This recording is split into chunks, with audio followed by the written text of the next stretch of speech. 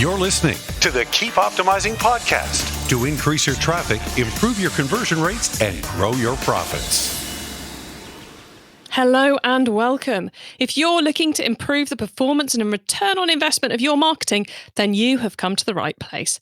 I'm Chloe Thomas, the host of this marketing focused podcast, and it's very, very cool to have you tuning in. In today's episode, I'm talking to Kevin Urrutia about Facebook ad creative, because this month we are all about online advertising. In the last episode, we got deep into securing your Facebook ad success by getting your account structure and your audience targeting right. So today, we're covering the other part you need to get right, your Facebook and Instagram ad creative. We're talking about what to do with your images and your videos. We're talking ad formats, and we're talking about the copy that goes into it all as well. Plus, there's several seriously clever little hacks you're going to learn about too. We're just about to meet today's guest, but before we do, please do check out the sponsors. This podcast is brought to you by Klaviyo, the ultimate e-commerce marketing platform for email and SMS messaging. Whether you're launching your e-commerce business or taking your brand to the next level, Klaviyo gives you the tools to get growing faster. That's why it's trusted by over 38,000 e-commerce brands. Build your contact list, send emails that pop, and create marketing moments that build valuable customer relationships over any distance. Get started for free today. Visit klaviyo.com/masterplan to create your free account. That's klaviyo.com/masterplan. Today, I'm chatting with online advertising expert Kevin Urrutia. Kevin owns several successful e-commerce stores, hosts the Digital Marketing Fastlane podcast, and runs the #1 Facebook ads agency, Voy Media. Hello, Kevin. Hey, Chloe. How are you? Thanks for having me. It's great to have you on. I always enjoy a chat with you, which is why in our recording slot, we pretty much nattered in almost the entire time we had to record the podcast. We always share lots of tips when we just chat. So the fact we're on a podcast is going to raise the ante today. So this is going to be a good one. Kevin, let's start at the beginning though. How did you get into online advertising? Yeah, so how I got into online advertising, I think I talked about last time, was I started my own. My background's in programming, so I was a programmer living in Silicon Valley, and then I was always like building things. And eventually, I was like always building startups, won startup competitions, and then I really, after I quit working in Silicon Valley, I went to sort of start my own company, and that's when I started my own cleaning company, which is Maid Sailors. So that's the first one I did, and that's really where I learned about just marketing in general, and that's when I realized that I had to do like digital marketing because I was trying to figure out like how do I sell this sort of service, this website, which is what I was used to online. And I started off with SEO, which is the easiest. I was Googling like free ways to get traffic. And we're like, you got to do SEO. I was like, okay, let me go do SEO. And that's when I learned about like everything about Moz, SEO. I was going on like Black Hat forums, like, all the stuff that like you're doing in like 5-6 years ago. So that's kind of how I started that. And then that really taught me kind of like everything, right? What was marketing? I was like learning in there, landing pages. I was learning about email marketing. I didn't realize how important email marketing was. That was something that like was just like, oh, I kind of heard about it. And then for the cleaning company, it was actually like, that's how we got a lot of customers. Pop-ups. That's when by that time I already knew like tracking and Google Analytics, but not really too much of it. And then I learned about like advertising. People were saying, hey, you got to advertise on Google. Google was a big one. But at the same time, this is when kind of Facebook started going out. So then I started doing more Facebook ads. So I did that for the cleaning company. But then I was doing that for about 2 years. And after 2 years, I wanted to do something else. And at this time, I think, Chloe, you probably know, like FBA was like a big thing. Like everyone's like, you got to do FBA. You're making so much money. And so I was reading this stuff online. And then my friend Wilson, who's actually the partner of Voy Media, he was doing this too because he just, he always calls it, I retired. Because like he was like pretty much traveling the world for a year. Yeah, he's so funny. But he was doing FBA for outdoor gear company, and I read the stuff online. I was like, like when you read it online, you're kind of skeptical, but then you know somebody, you're like, hey, is this true? And they're like, yeah. I'm like, and I was looking at it, I was like, wow, like you're making more money than me, and you have less employees than me. I'm like, I need to know what you're doing. and then he pretty much helped me. He told me what to read, what to study, kind of like anything. Like it's always great when somebody helps you, but like, it's always great when you have some sort of knowledge to sort of say, hey, look, I'm trying this thing out. Like, what do you think I should do? Versus like, help me. And you're just like, okay, like, I don't even know what you know or don't know, right? So I listened to all the podcasts about FBA. And then that's when he helped me sort of find products and sourcing. And that was great because that really e-commerce, I think nowadays is purely about marketing. Like the products, everybody can make a product now. You can go to Alibaba. I've been to China 3 times to sort of talk to our factories. And then we made the company called Montum. And that's when I learned more marketing. And then I realized marketing for this e-commerce is much different than kind of anything else. And this is when we truly learned Facebook ads. We learned about influencer marketing. We learned about outreach. We learned about connecting with bloggers to actually review your product, connecting with YouTubers. And even for Montum, the company, we connected with like Wirecutter, the New York Times. We're like #1 trekking poll, virtual trekking poll. And that really helped us get more sales. And for us, some of the biggest competitors, if you're like in this outdoor space, like Black Diamond and Lecky, which are the 2 biggest guys, that really helped us put us to like that level. And that's when we got much more better at marketing because people actually trust the product and trust the brand. But that's kind of how I got started. My experience mostly comes from me doing my own stuff and me trying to figure out like how can I beat my competitors, because I think that's how I get that drives me, right? It's like how do I beat them? Beat them in a way that's like ethical and makes sense, right? But that sort of drive of like how can you and I say this because we tried to be in stores for our products. We did a lot of cold calling, but they'd say, hey, no, look, no one knows you guys. And then that's when we're like, okay, how can we beat them? Like what are they doing that they did right? So they had a lot of great partnerships. So we were starting to sort of figure out like what were the partnerships, how do we get there? But that's sort of like kind of to do that. And of course, that's just like marketing is probably talking about Facebook marketing, but we also did a lot of Facebook marketing and that as well. And I guess it was from learning all of that, you realized how badly other people were doing it, and that's why you created your own agency? Yeah. So basically, we were doing our own campaigns for Facebook ads, and that's when I realized I was like, I was working with other agencies, working with other partners, and I was just like, oh wow, like these are like I'm experiencing issues that like other agency owners, people just don't really understand about. And I would love to. I was like, why don't I just make my own agency where I truly have the experience of true e-commerce background and true business background? Because I think, Claude, you probably know, like an agency or e-commerce, that's kind of like a vehicle, but the business is always on top of how to manage people, how to hire people, everything else is like, no matter what you're doing, you still need this sort of core skill. So that's sort of where I did an agency to sort of help with that too. And that's kind of where initially we thought we were going to be doing that with a lot of clients. So it turned out like, this is 3 years ago. It turned out like, we didn't really like working with those type of people. Which is like, I just being honest, right? It's like, hey, like, it's like you're sometimes too new. And like you just can't help them because they're too new. So now we really work with clients and partners are spending anywhere between 20, 30K minimum on Facebook ads, because that's when we can come in and help them with at least what we specialize now, which is the Facebook ads, but also the creativity and the creatives of Facebook ads, where we see that that's where the future of ads is going. Nice, and nice link there, Kevin. I like it. You can tell Kevin's a podcast host, can't you? Because he was thinking, I know Chloe wants to ask me about creative next, so I'll bring it back to creative. So indeed I do, Kevin. Indeed I do want to ask you about creative, because you see both with your own brands and with those that the agency's working with, and many others besides. You see a lot of great Facebook and Instagram marketing, and we've already had an episode last week where we talked a lot about targeting and account structure, that kind of stuff, which is crucially important, obviously. But if you've got a terrible creative or copy that doesn't speak to someone, you can have the best account structure and the best targeting in the world, and you ain't going to get anywhere. So what currently is working in the world of Facebook and Instagram ad creative? So what's working right now, I'll sort of give like the kind of one that people really know is working still works really well. It's kind of UGC, that's user generated content. But when I say it's working well now, a lot of people are doing right now is what they're doing is they're just saying, hey, people, like we need reviews or testimonials of using our product or talking about our product, right? And I think that's like the very basic way to do it. What people need to do, sort of what we call like more like UGC plus or like UGC enhanced, is where you reach out to somebody and you kind of tell them what to say or what words you want included in that review. When you kind of leaving it up to chance, they could say some value props that are not really aligned with your business or are not really problems that you see customers have that will help them alleviate that pain. But at least when you're sort of like saying like, at least for Montum, what we did was, because this sort of goes to like just a marketing principle, we say, hey guys, we're looking for video reviews.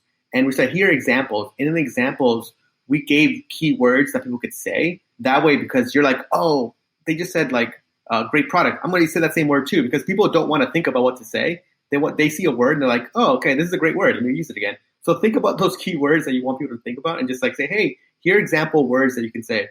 It's kind of like, Chloe, you probably do this. Like you sent me an email the other week, and I was like, oh, this is great. Like this is exactly what I'm going to say, right? Yeah. Yeah. So it's the same sort of concept as people want to do it, but people don't want to do that work. But if you can say, hey, here are example lines that you could say, oh, I love this because it helps me walk. It alleviates pain. It's cheap. It's effective, right? So that type of stuff. So I consider that to be like the future of it. So, but again, just getting real content from people is great. But then if you can sort of kind of like massage it a little bit into what you want it to be, is even better. It does sound slightly naughty, but actually, you know, if you think yourself about, if everyone listening just thinks about when you may have been asked to give a testimonial to someone or, you know, a review for a product, and you're like, oh God, I can't think of what to say. You know, 99% of the time you're like, oh, really? I love you, but I can't think of anything to say. But if someone's messaged you and gone, look, I want a LinkedIn testimonial because I'm going for a job in, you know, Facebook ads, and I know the company I'm going to is really keen on creative, then you can go, oh, right, yeah, cool. I can easily put that together.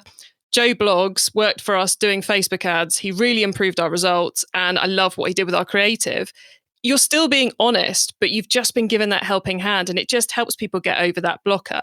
And I think, you know, as you said, Kevin, about putting it in as here's some examples, which you might even pick from existing customer reviews, which, you know, we've all got that customer review. We're like, oh my God, thank you so much for putting all that in one review. Send them that. You know, then you're completely, you know, above board. Not that I think the other option isn't above board. So how do we've got people giving us great reviews. How do we then turn that into a Facebook ad? So that's sort of where, this is where you kind of need a little bit more content. So you can run this review as just their image or video, which is great. We recommend that for bottom of the funnel or even top of the funnel. And really what you want to do here is people give the audio versions of it, and sometimes people just do like the transcribe automatically on Facebook. But what we like to do is just hard code all the captions on there. That way, we think that looks better, but also you can do more with it. So you can put the text at the bottom, which is kind of like Facebook's default. But sometimes what we see work really well is adding the text to the top. And how you do that is just think about it like a 1x1 video. And then on the top, make like maybe 30 to 40 pixels of white space. Kind of like you probably see like memes in like Instagram. It's like that, where like that's really sticks out. So do that with like your text talking about it. And you can either have your text sort of be dynamic, as in when someone talks, update that. Or what we've seen even better is have your testimony on the bottom. And then on the top, in that white space, you can sort of identify the hook or problem that you're trying to solve. Right. And on there, let's say you're talking about like, let's say Montum, a walking pole product, right? Really, one of our biggest value props is like having knee pain or can't want to work further. Have that be like the top question you ask. And the bottom, you have the testimony of the person talking about it. Hey, with my poles, I was able to walk on the sidewalk much longer. And then you're saying you're addressing the issue, and then you're answering that question with your testimony of saying, oh, wow, this thing works. So that's another way. I would say there are a whole host of tools out there which will enable you to do this really cheaply, really free. And I would wholeheartedly agree with doing your own transcriptions, because we do as podcast, you know, our podcast, we transcribe every episode of this, and with different accents. God, the crazy that AI comes up with sometimes. You know, you don't want, you know, in the case of the example you're giving, Kevin, walking poles to become, I don't know, something seats or walking shoes or something. You know, crucial things can go wrong when you give it over to the AI. And if you're putting effort into the rest of the ad, why wouldn't you do those transcripts? Yeah, it's just so much easier. Yeah, and like I said, the video is going to be 30 seconds, so it's going to take time, of course. And if you have a process, you can get that done. Yeah, and video and getting video testimonials is something people find really hard to do. So is there a way around it that we can use written reviews to create videos we can use for Facebook ads? Yeah, so what you could do is another kind of like maybe tactic is if you have the video review, the testimonial text of someone that's really good, what we've done is you have the image of the person and say, hey, look, I know you don't want to do a video, but can I use your image? And then what you do is just hire a voice actor and then just read the review, and then you put the text overlay on top. And that's what we do. And that works really well. And then you can just obviously maybe a little comment say, hey, this is the real review, but the voice isn't the same, right? Optional. But we've done that a lot for a lot of products and brands. And that's really how you can take your content even further is sometimes you just have the content, but you don't have like the text or voice overlay. Just record yourself talking in a mic and then just say like, tell your storyline, right? Over it. And just kind of like, you see this all the time with like BuzzFeed or like these news sort of channels where they tell you a sad story, but then it's just like stock clips of stuff. That's exactly what it is. Yeah. Yeah. Of course, we could even like just get stock clips and the text if we're too scared to voice it ourselves, or if we're thinking a voiceover artist is too crazy, which by the way, voiceover can be done very effectively on lots of tools. Cool. So testimonials via video. Would we do testimonials as images as well? Video is good. So when we do video testimonials, really that works really well for the top of funnel and bottom funnel. But really where we like to use the images is when you can do the images with like the star ratings on top, like the text. You know how like Amazon has the stars? Put the stars on top with a quote on it. And then you can run those to sort of like a middle of the funnel. But what works really well is middle of the funnel with like a carousel ad that you can show many testimonials that a user can swipe through. And that we've seen that to be really well. And then that's really good for bottom of the funnel and middle of the funnel as well. And do we have problems with Facebook ad text allowances with this kind of stuff? Because there's a lot of words to a testimonial. Yeah, so what you want to do is kind of like any testimonial, there's probably one or two sentences that are like really good. So you can do like period, ... a really good sentence, ... and then do that. But with a 20% rule, which is what you're talking about, is if you're seeing that to activate, you can Google the tool. I'm not sure where exactly the link is, but it'll show you like, hey, you're kind of over or below. If you're above, what we see in Tuber really well is you can kind of like trick the tool is you just add like kind of like stripes, diagonal stripes, and sometimes like it's like, oh, it's less, and it works. Yeah, and then you're like, okay. So there's ways around it, like anything, right? So as I was like Facebook people, they were trying to figure out like how can we get around this stuff? Yeah. And of course, filling up the whole of that that space with text would look pretty awful anyway. So you can make it look better by restricting it to that 20%. Yeah, of course, yeah, and then yeah. Do the stars count as text? No, I don't think so. It's like, that's why like sometimes you just gotta like manipulate. I think the star is a little bigger, and you're like, okay, you switch them out. Yeah. You can do all these little tricks once you kind of like, because sometimes like you'll see it work really well, and you're just like, I need to get this ad approved. Like I need to get this ad approved. Like yeah. I love it. So we're talking image testimonials, middle of the funnel. We're talking video testimonials, top and the bottom of the funnel. But what text do we put alongside this? Because I hear some people say, you should just have one line of text on Facebook ads, and other people say you should have, like a 2,000 word essay. I exaggerate slightly. What should we be doing with the text in those ads? Oh, and are emojis, just to chuck another one, should we be using emojis? Yeah, I like using emojis. So the way I like using emojis, just talking the emoji part, is if you're doing like a bottom of the funnel ad or a middle of the funnel ad, is use the star emoji as like your, how on the bottom of the ad there's like description. Mm-hmm. You can actually put the star emoji so that it looks like a 5-star rating on there. And it says like the 5-star with like a number, like 200 plus reviews, and then like a quote or something. So then it looks like kind of like a native Facebook review, but it's just like us marketers putting that star on there. A lot of hacks here for Facebook. This is good. This is what everyone's tuning in for.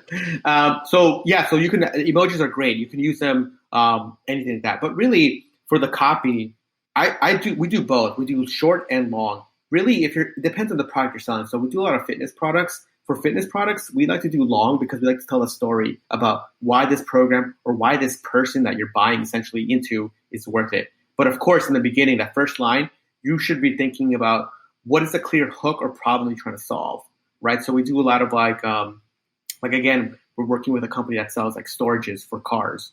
And then really the first line is like, have a storage problem. And then you say, oh yeah, I do. Now you go in, okay, here at this company, we created this product because of X, Y, and Z. And here's why it's certified. Or like, we're using all natural materials, all this. And then you say, now buy now and check this out. So really, I still think that first line should be that hook that you're trying to get into versus like, hey, here's my product, go buy it. You need to figure out, people need to be kind of captured by the issue first. Same thing with skincare, right? Hey, have dry, oily skin, have dry skin, have ashy skin. Like that sort of thing that makes people say like, oh yeah, that's me. And then go in, right? So that's kind of how we think about it. Even for us, like when we're trying to like reach out to other marketers, we'll use words that they understand and be like, hey, are you having trouble increasing your profit? on your bundle, like keywords that like your audience would understand. So the length of the text is more dependent upon how much we feel we need to say to convince them that we can solve the problem we put in that first line. Yeah, exactly. And also it depends on like the skepticism of your audience, right? Marketers, yeah, it's like, oh, who is this person, right? Yeah, so that's what you think about. It's like, hey, are people skeptic about the products in this space? If they're not, then it could be shorter, right? So you're doing like sleep products, like there's no really like bad press about it. So it's like, oh yeah, let me go check it out, right? Just think about like with any copy or marketing, think about what are people seeing right now, or what do you think your audience has seen that might make them like resistant to change or to like checking out a solution?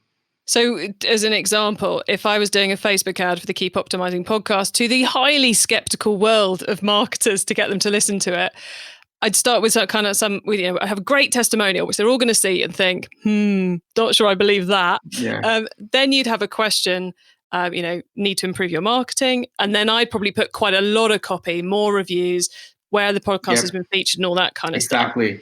But if I was selling some makeup, let's say, which they can see in the video how the makeup works, and they see people putting it on in the video, there's quite a lot of high trust there.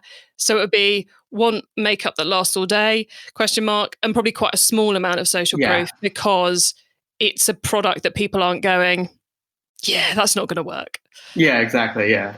So yeah, that's what you should think about. It's like, what is the skepticism? Or even another one thing is like, do they need more education? Like for like something like, let's say for a marketing podcast, it's like they're getting educated on you, Chloe, and then also the podcast itself. It's like, oh, look, like, hey, look, guys, I have over 3,000 episodes. We're like, oh, wow, this person's been for a long haul, right? Okay, so they're actually are doing this, right? So that's where you should just think about your market. So, but like I said, we like to do both, and we still see, honestly, I still see long copy do better for stuff like fitness, just because you can really explain your solution and then justify the price at the end. Like once you sort of built all that proof, you're like, oh, wow, this is great. But like sometimes it's like short copy. This is why people sometimes compete with price, because like they just don't explain their solution enough. But if you explain it enough, you can say, hey, look, this is why we're expensive. And sometimes this is more just like marketing in general. Sometimes people think that people are like, oh yeah, they're going to browse the website, but no one's browsing your about page or like no one cares. Like tell people everything. Like this is exactly why we do it. So that's why I like using long copy, especially on like product pages or as people like sales pages. So. Well, it's kind of an amazing opportunity, isn't it? We've got, compared to a Google ad, which is a teeny tiny thing, with these Facebook ads, we can start the sales journey right there and then. We can start the whole justification of the product, the trust building, all those elements. So as when they get to the website, they're that bit more likely to buy because they've already started to be educated by us about the key things we bring to the table and the key things the product does. So it's a huge opportunity, really. And yeah, and I think probably the number one question people are probably is like, oh, who's going to read that, right? Like probably like, oh, who's going to read that, right? But like I tell people like, what's your favorite movie? And it's like, oh yeah, movie. How long is the movie? 2 hours. What is that? That's all scripted by somebody. That means your copy, your video needs to actually be entertaining and fun. If you have something that's boring, no one's going to read it. Like who will? So that is something people need to think about. It's like you actually need to write in a way that's entertaining and fun, and that's why people need to do storytelling, right? So, but if you're just giving people just like points, that's like, oh, this sucks. Like this is boring. Of course, no one's going to read it. So I think people need to think about that, because the best stuff out there, like you probably know, like people like to watch shows like The Office. What is that? That's a scripted comedy.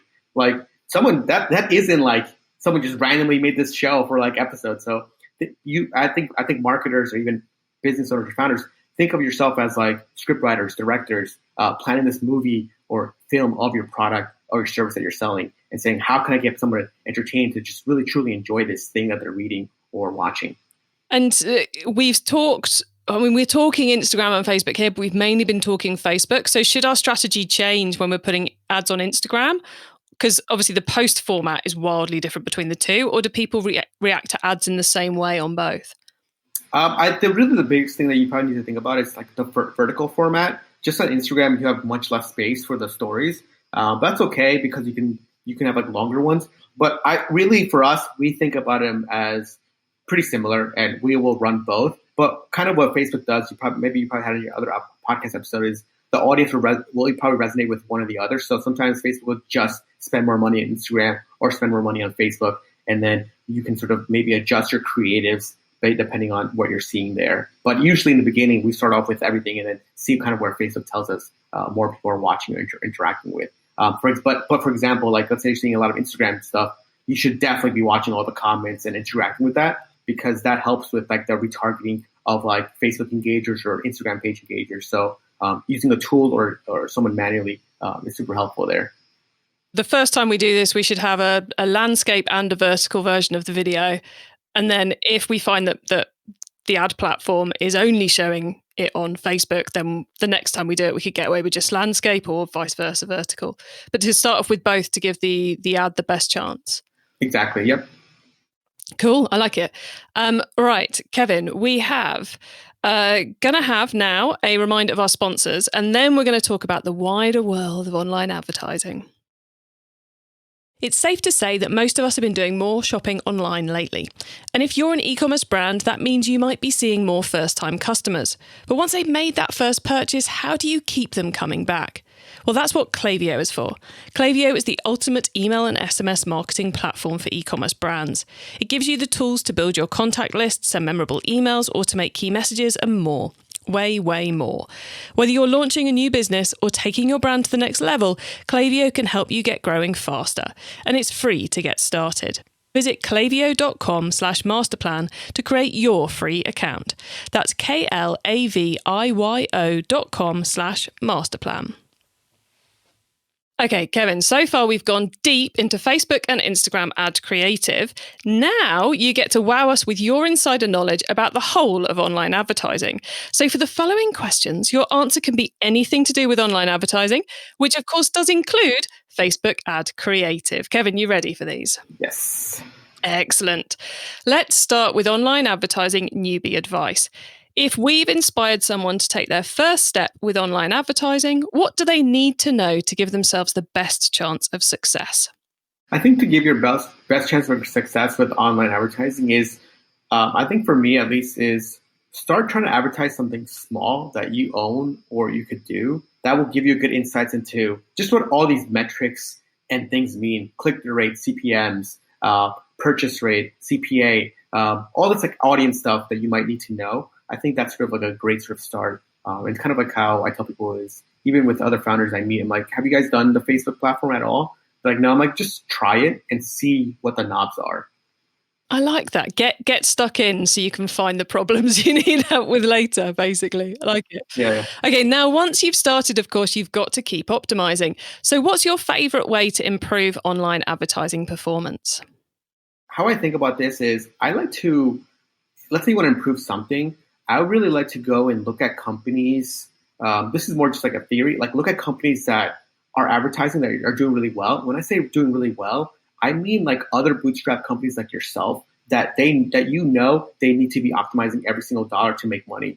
Versus looking at some of these big VC funded companies that, in theory, they look great, right? But you know that they're just spending a ton of money because they just have the money to invest, and that doesn't mean that they're optimizing everything. I would say go look at the bootstrap companies that you know have raised no money but are still doing really well, because those founders are actually, or even not actually, but not the founders, but like the team that behind there is actually trying to optimize to make money. So that's how I think about marketing in general. It's how I've learned to be better. Is it's great to read these stories of someone raising 20 million, but that doesn't mean they're going to be successful. And I think people have seen that nowadays. You make a good point. It's always good to watch the competition, but when you're watching the competition, you're assuming they're actually doing it well. And if they're, like you say, if they're a bootstrap company, not someone who's got shed loads of funding, then they probably are doing it well because they have no other choice. Right. It's impossible to improve our marketing unless we're monitoring the performance. But the list of stuff we could monitor can be overwhelming. So what for you is the number one online advertising KPI? So for us, really, the number one thing is going to be your cost per purchase, or your ROAS, essentially. Like, how much money are you bringing back from that ad? And this is just the basic number to think about. Of course, it depends on your product, but like most companies, you really want to be thinking about this number because you want to be able to think about, hey, do I have enough cash coming in to fund my next ad spend or my next sort of inventory shipment that's coming in? So I think that's super important. But if you don't care about that, then what you probably want to be thinking about is maybe your AOV or your CAC in general. if you're a recurring product. So we do a lot of supplements. Sometimes you're doing supplements. You don't care if your sort of first purchase is much higher because you know that someone's going to come back and buy again. But it just really depends on the product. But most, I would say 90% of customers, even subscription-based companies, care about the purchase and ROAS, and as in like, did I make money this month in order to me to fund the next month's ad spend, but also the next month's product order. Nicely put. Okay, finally, it's crystal ball time. What's coming up in the next 6 to 12 months that we should be getting ready for in online advertising? I think what's going to be happening is, good question. I think people are going to be becoming more, I think companies are becoming more and more media companies, as in the creative stuff is really going to be the biggest part of a company. And I tell people all the time, like, people are like, oh, I'm not creative, or I can't find creators. But I'm telling people, like, there's writers out there that are can come join your company to just write stuff for you, as in ad content. At the same time, some of the best ads that we've seen are comedic or have humor. There's so many comedians out there that are looking for jobs. Find these people that are naturally like creative and hire them. I know before people were like, oh, writers can't find jobs. I'm like, we love hiring writers because they can think of ad copy and creators. It's like, oh, that's really witty. Like, let's try that, right? So I think finding those people, comedians, script writers, the people that might need jobs, I think will be really great for your company. And I think I see that a lot happening with, like, kind of what we were talking before, Chloe. It's like you need these people to help you sell your product. Yeah. It's exactly one of the conversations we were having, which nearly meant we failed to record this episode, which was around the fact that both of us hate writing social media. So we've both hired people to write our own social media because it just doesn't work for us. So I think it hadn't occurred to me that there are so many creative people out there looking for work. Yeah. That this could be an awesome opportunity and could cause a really nice shift in the quality of content that's out there for e-commerce businesses. Yeah. So yeah, that's what I think. I like it. Well, look, Kevin, we're very nearly at the end of the show. So could you please let the listeners know where they can find you and your business on the web and social media? Yeah, so you can find me at voymedia.com. That's VOY media.com. Or I'm on Twitter too. That's just Danest, DANEST. If you want to email me, it's just Kevin at voymedia. But that's where you can find me. Excellent. Well, look, Kevin, thanks so much for being on the podcast today. You've given me a ton of ideas for going and attacking my Facebook ads again. And I suspect the audience have been scribbling if they're anywhere near pen and paper. And if they're not, wanting to get back to their pen and paper to make the notes so they can go and improve their ads. So thank you so much. You've been so clear and you've explained so many little hacks we can use. It's been brilliant. Thank you. Thanks, Laura. Thanks for having me.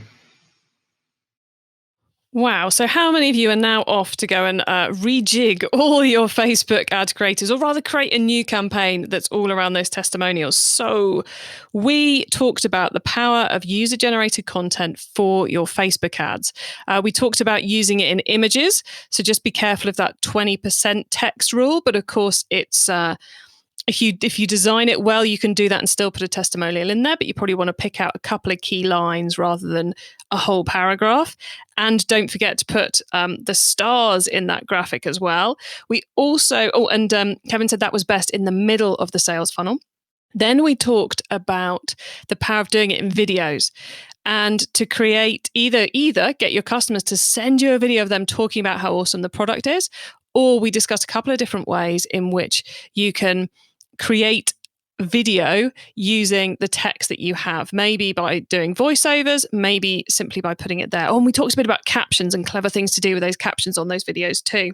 And I mentioned about there being various tools. We will put links to some of those in the show notes for you. We also then talked about how to do the text alongside those. There's that clever little tip with the emojis and the stars to make it look like you've kind of almost got a review on your ad. We also talked about the fact that the most important thing is to get that question, that problem question right in the first line. And then the rest of it is however much you need to justify your product, to prove the solution, to prove they should trust you.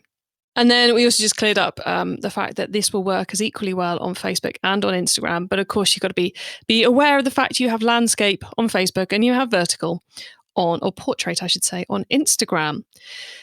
Whew. Well, look, you can get our notes to that, the full transcript of this episode and the links I just mentioned by heading to keepoptimizing.com. That's with an S, not a Z, don't forget. And as part of my mission to help you improve your marketing, I've invited all our online advertising specialists to join us for a Q&A webinar at the end of the month. Yes, all your Facebook ads, Instagram ads, Pinterest ads, and Google ads questions will be answered. And yes, Pinterest ads is next week's episode, so make sure you tune in for that one. Now, to get yourself registered for the webinar, just go to keepoptimizing.com, S-not-Z, remember, and you will find out all the details. If you're listening to this after the webinar happened, then again, just head to the website for the replay. Thank you so much for tuning into this episode of the Keep Optimizing podcast. If you've enjoyed this episode, make sure you've checked out episode 16. That's the previous one to this one, where I'm chatting all about Facebook ad structures and targeting with Sarah, which when combined with what you've learned in this episode is going to give you an awesome Facebook ads performance. Have a great week and make sure you listen to the next episode so I can help you to keep optimizing your marketing. Access everything Keep Optimizing at keepoptimizing.com. That's with an S, not a Z.